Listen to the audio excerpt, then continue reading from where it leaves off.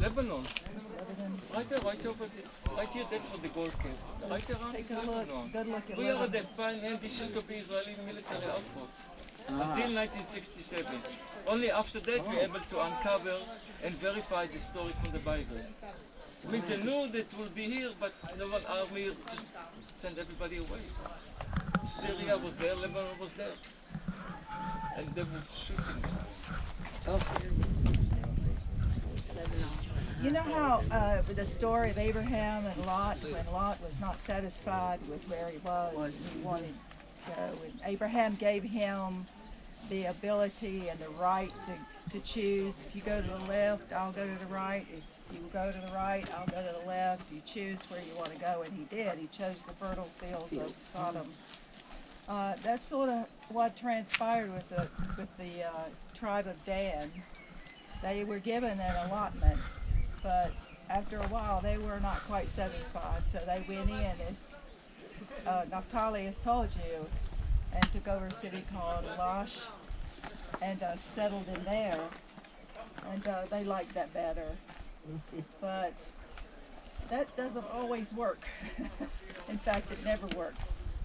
So that is the proof of Dan, because they eventually ended up with nothing, and not even anything noteworthy happened with them, and eventually disappeared as a tribe completely.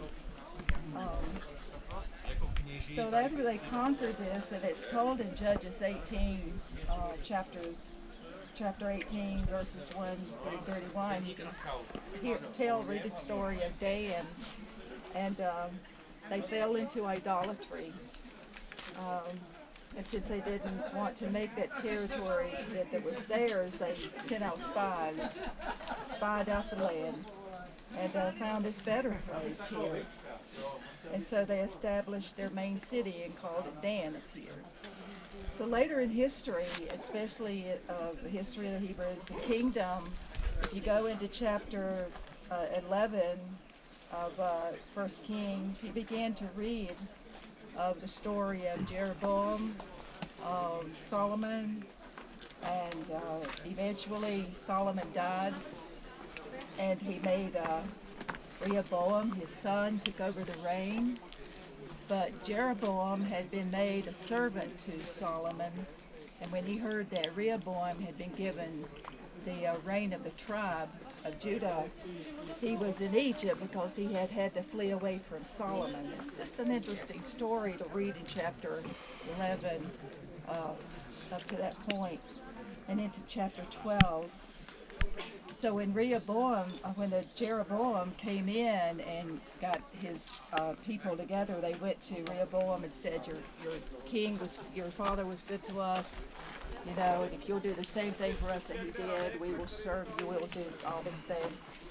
Rehoboam went to the elders, and they agreed, you know, do for them like your father did, and don't make their weight heavy. But then he got with the younger people, and they said, no, make their weight heavy, and don't do like your father, and that he agreed with them instead of the elders.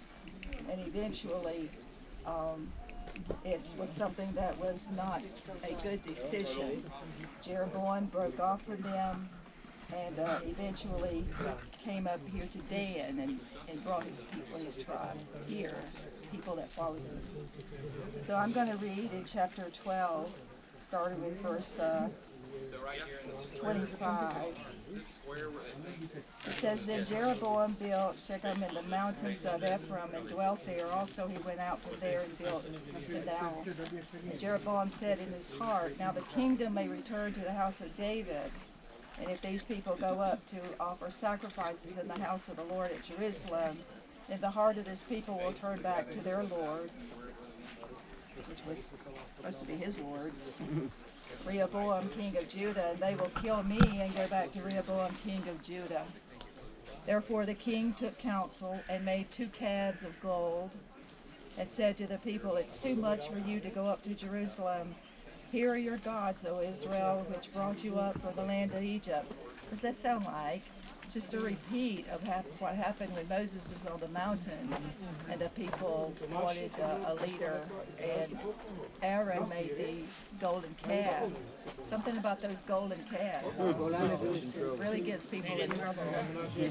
So he set up one in Bethel, and the other one he put in Dan, where we are.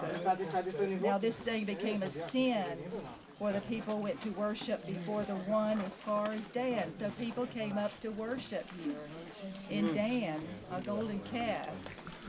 You would think that they would know better by this time. Yeah. But they're like us. We don't know better on things like that, and people don't change much. So he made shrines on the high places and made priests from every class of people who were not of the sons of Levi. And Jeroboam ordained a feast on the 15th day of the 8th month, like the feast that was in Judah, and offered sacrifices on the altar. So he did at Bethel, sacrificing to the calves that he had made, and at Bethel he installed the priest of the high places which he had made. So he made offerings on the altar which he had made at Bethel on the 15th day of the 8th month, in the month which he had devised in his own heart. It wasn't even when the feasts were supposed to be or who was supposed to be over them.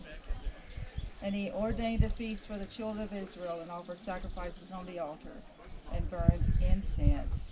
The rest of that chapter 13 is an important chapter for you to go to read because it's very interesting.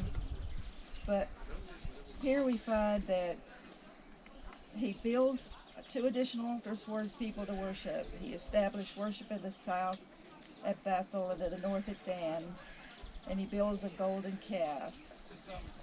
So today I think that when we look at this,